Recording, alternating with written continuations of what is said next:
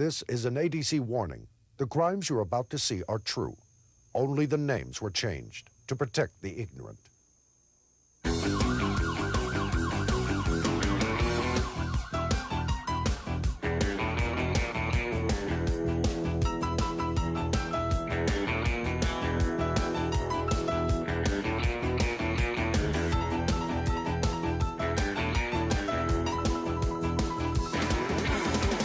Tonight, see the dumb criminal who just couldn't blend in.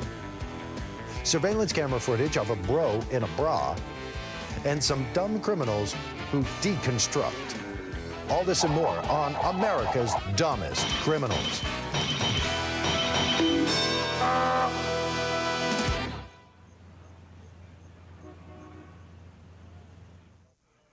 Welcome to America's Dumbest Criminals. I'm Daniel Butler. You've probably heard the phrases dumber than a post and can't tell his elbow from third base and couldn't think his way out of a paper bag. Well, our show features the people who inspired these phrases. Join us in dredging the muddy bottom of the river of humanity as we open the files on America's Dumbest Criminals. First up, a large butt in a red suit gets blitzened in Santa Claus. This particular Christmas, a citizen called in and his house had been burglarized. And when I arrived, he gave me a description. He says, big man, about 400 pounds, black hair with a beard. He said, when I pulled in the driveway, he ran out with an armful of Christmas presents from under the tree. And of course, he could not see. You're going the wrong way. Bring my presents back. We proceeded to run across the yard, out over an embankment that was about 20 feet high, into the ditch. Ho, ho, ho, ho. Kids, this is not the real Santa. We repeat, not the real Santa. ABC quiz number 180. A convenience store robber in Pennsylvania was easily identified by his disguise. What did the robber wear? Was it A, a bright red bandana, B, a fake mustache, or C, a big bunny rabbit costume? The correct answer was C. The rest of the barnyard gang was on the lam and were later apprehended. Next, two undercover officers recall a sleeping simp with his hand out. We did an intensive patrol through the public housing units, and we had a crack buying corner that just, we could sit there. We'd sit there in an alley, and they'd come up and buy crack. We had this guy that would come down there every day, had no license, was usually drunk, and we'd arrest him. Every day he came down there for no license, and we came up on him one time, and we came up behind him, put the blue lights on him. He's sitting there in his car, and we can see him holding money out the window, and he's not moving. We can't figure out what's going on, and we walk up to him, and this guy's passed out in the window with his $20 bill hanging out the window like that. With his car running and a beer between his legs.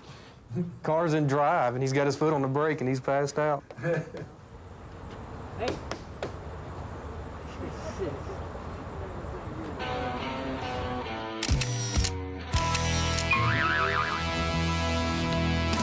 Now, actual surveillance cam footage of what we call the bro in the bra.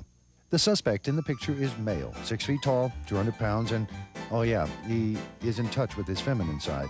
Yes, he really is wearing a bra, cross my heart. The man in the picture walked into this convenience store and demanded money, obviously, so he could purchase the matching undies. When officers responded to the robbery, this dumb criminal fired at them and missed before he was arrested. Later, he excused his bad aim, saying that the strap in the back was riding up. Now, Buddy Tidwell meets a rocket scientist on a one-way ticket to jail. My partner and I were called to the scene of a burglary attempt in some apartments near the public housing area. When we arrived there, a workman told us he saw a man come in and take a microwave oven. A white T-shirt, tan khaki pants, toting a microwave. I holler at him, I take off after him, he's running down the street. So my partner and I went toward the general area that the man fled, and we began to look for him. The description the man gave us was a white T-shirt with khaki pants. And we looked, and there were 8 or 9 people on the street wearing a white T-shirt and khaki pants, dressed identically. We drove up to about the third guy we talked to, and he was perspiring profusely and he was very nervous about talking to us, and we had an idea that this might be our man, so we asked him if he would accompany us, that we were investigating a crime, and we wanted him to take a ride with us. Me? Come back. Step in the car. Well, It won't take that see, long. Mr. Officer, my It won't auntie take got that me long. doing a It job won't for take that her. long. You can come right back. If you don't mind, just step in the car. I got to. You can come back. But I don't I have just to? need to take a look at it. Yeah, you have to. I have to. Yeah. Just step He in said the as car. long as it didn't take much time because he had someplace he had to be in just a few minutes. And we agreed to that. So we got him into the back seat of the patrol car and we started back to the witness to see if the witness could identify the man. And my partner, in his haste to get back over there, accidentally took a left turn where he should have taken a right. And he inadvertently directed us right back to the house he had broken into.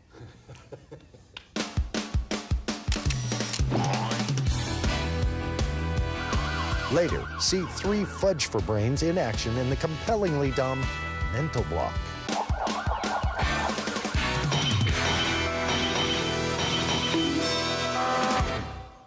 Next up, an anonymous ignoramus introduces himself in Meet John Doe. About 2 or 3 weeks ago, a younger officer made an arrest on a transient for loitering and prowling, and he didn't have any proper ID on him, so he was going to book him at the county jail as John Doe. And so he went to put him in the car, and the transient told the officer, said, "No, sir, please let me go back to my tent." I need to go back to my tent and get my photo album. Please get in the vehicle. Well, I just want to get my photo album. We'll talk about it. Get in the car, okay? It's my pictures of all my family and my friends, officer. I really wish you... Get in the vehicle. And where is it? Well, it's just right in the tent, officer. Okay. All right, I'll be right back. You just turn left in the tent, right next to my library books. All right. You can't miss it. So the officer said, okay. He put him in the car, and he went back to the tent to get it for him. When we brought it back, the transient told him, "Go ahead and look through it if you I want." insist. You got to look inside. I want you... Oh, look, okay. there's my uncle and my Aunt Zelma. I tell you what, they're cooking. You love their cook there, don't you? She's Yeah, pretty. and let's see how it... Well, there's me on my summer vacation. And then look, there's my little John, my cousin. We used to play football together. Oh, yeah? And then let's see, oh, look at me right here. What were we doing there? He Well, sees in the photo album a picture of the suspect in the back of his car on a wanted poster, fugitive from justice out of another state. So he found out his name and he served the warrant on him. 511. no, there must be someone else. Could be my cousin or something. Where'd you get that album anyway? The suspect had put his unwanted picture in the scrapbook, and he was a fugitive from justice on felony charges.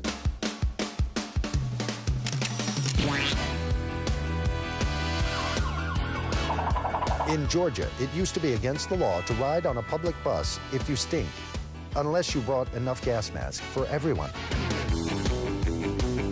Now, a big maroon tries to fence his haul when robber returns. Investigator Connie Isom responded to a woman's call at a local shopping center in Florida. Someone had broken into the woman's car and stolen some merchandise that she had just purchased from an electronics store. Investigator Isom took down a detailed report and began to look into connections to other thefts in the area. Less than 24 hours later, Isom was called back to the electronics store. I need to bring that stuff back, man. I need a refund. Okay. Hey, wait. Look at this is my stuff. Where did you get this stuff? Hey, Look lady, at this. cut that out. Look at I need a this is refund. mine. Hey, Look. lady, Look at quit this. messing with This my is my stuff. It seems the woman had returned to record the exact value of the items for her insurance claim. While she was in the store, a man came in and requested a refund on several items, all of them matching the merchandise stolen from the woman's car. When investigator Isom returned, the dumb criminal didn't try to deny the obvious or his bad luck. Investigator Isom rescued the dumb criminal from the woman and placed him in protective custody.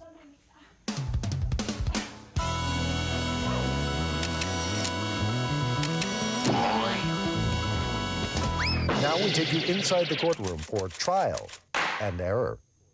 From actual courtroom transcripts, a numbskull's day in court turned south in Give Him the Finger. Mrs. Ballinger, what did you do when the robber approached you with his hand concealed in his pocket?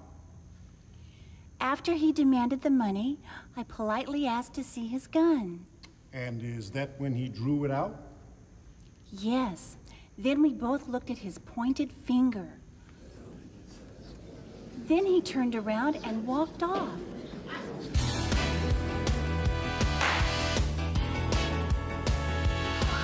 Later on tonight's show, these two lumps of lard get fried in Need a lift?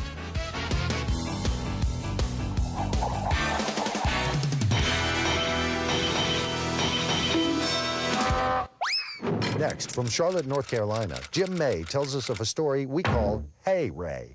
One night we got a call, a break-in in progress at a warehouse, so I was pretty far off, so I started that way, and another officer coming from the north end of the county, he met me. I go in this warehouse, and I'm walking in this pitch-dark warehouse. I was calling my partner, and I said, Ray. Ray? So I was looking for a light switch. I kept calling my partner. I said, Ray. Finally got to the very back of the warehouse, and I was still calling out this officer's name periodically. I said, Ray. What?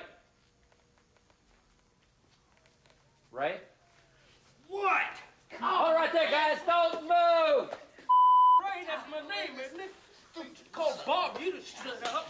I'll leave.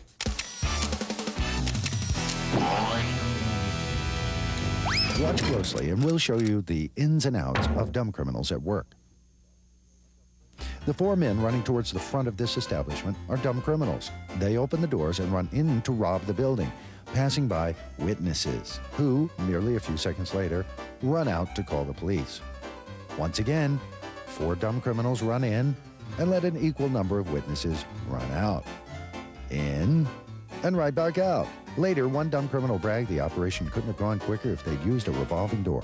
From Pensacola, Chip Simmons remembers a mental midget with faulty memory chips in You Again? I'd been working this one particular informant. He was providing me information about the drug dealers in a specific area. Well, you know, so we drove by there routinely, and at this one point, I decided that I would dress up in an Army shirt and drive an Army truck out to this specific location. Well, this guy was hounding me about all the people selling dope in this one area. So I said, well, let's go back to this area because this informant, named by name, was telling me about all the crack that was being sold over there. So I drove over there. Basically, I didn't do anything except for drove a different truck and ended up contacting this guy that's at the corner, and he sold me crack cocaine. Let me see what you got.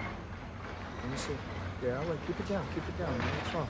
You got some rock for me? Yeah, I got anything you need, man. Take a look at this. That's okay. Yeah, you just take a look and keep it down. That's good. All right. Go. Give the money. Yes, man, all right. I can get you anything anytime you want, man. Anytime you want it all right? That's what I can do for you. And then the officer swooped in and got him, and kind of found out that was my informant who didn't recognize me. And I just talked to him like a couple hours before and told him we were fixing to go out there. But he was dumb enough to sell to me anyways. And he kicks himself in the butt every time he thinks about it now. He laughs. Every time I see him, he just laughs.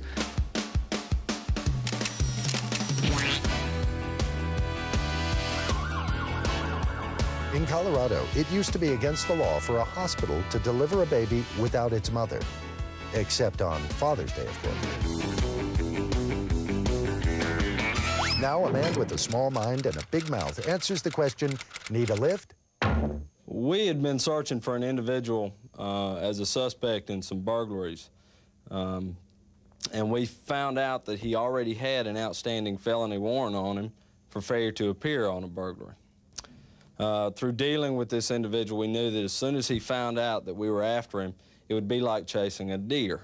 I mean, there was no way that we could catch him. We had previously been through this with him before, and it'd go for months when you couldn't catch him because we were on his home territory and you could not catch him whatsoever. Nobody was as fast as he was. So we went to his house. He wasn't there. Went to several other houses where he thought he might be, and we just were having a problem locating him. So later on that night, I guess it was about 8 o'clock at night, we turned onto one of the major roads, and we passed two individuals walking up the road, one of them carrying a gas can. So we went back up to where they were walking, and I said, hey, y'all run out of gas? I said, yeah, Officer Cox. And I said, well, how about we give you a ride down to the gas station? And he said, sure. So I opened the door, and the person we're looking for that felony warrant on him jumps in the back seat. I slammed the door shut and told the other guy, I said, he's under arrest. And that's how we ended about a 4-month search looking for him. Gave him a lift, being the helpful officers that we are. And he still had his prison shoes on from where he'd just been paroled several months before.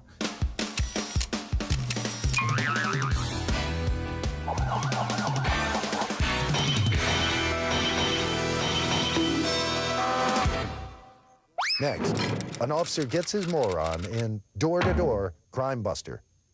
In Savannah, an officer developed a simple approach to drug bust, simple enough to fool simpletons.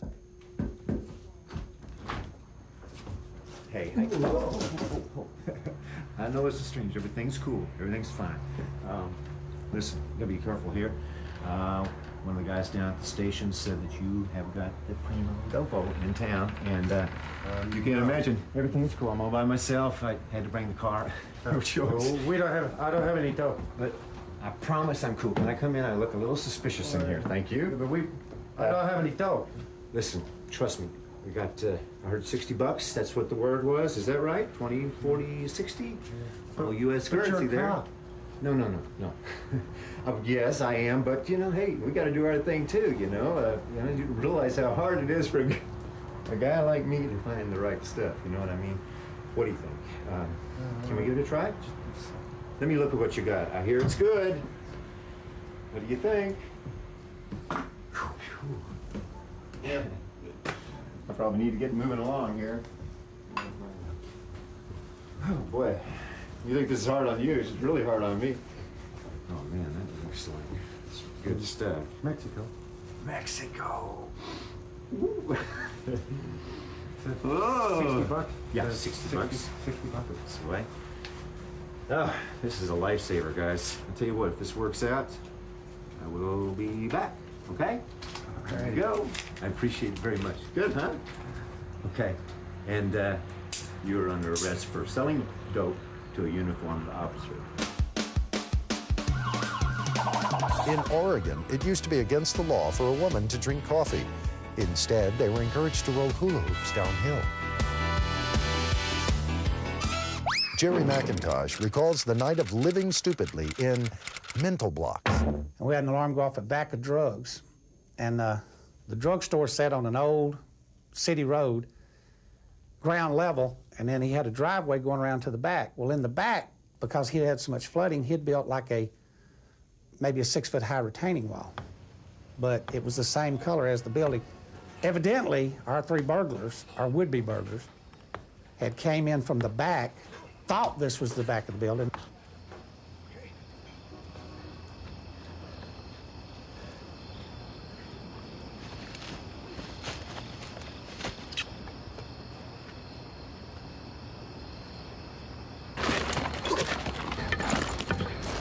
If you went over this retaining wall, you would be on his roof.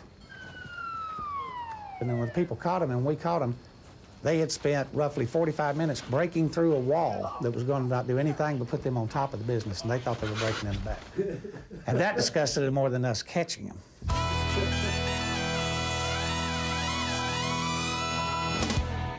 Folks, if you'd like to get a look inside the dumb criminal mind, take a flashlight. It's real dark in there. Our thanks to all the courageous men and women of law enforcement. Without their stories, we'd never know just how dumb criminals can be. And thanks to you for watching. I'm Daniel Butler, saying, don't be dumb. Don't break the law.